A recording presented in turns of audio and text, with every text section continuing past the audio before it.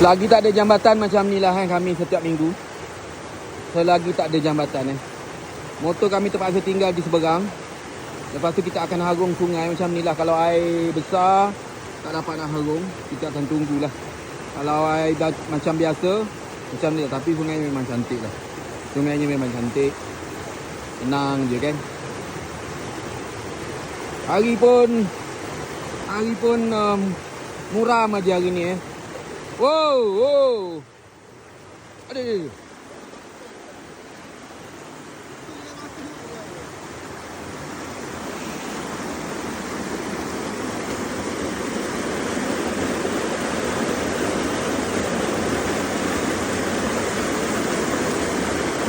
Oh tak boleh tu.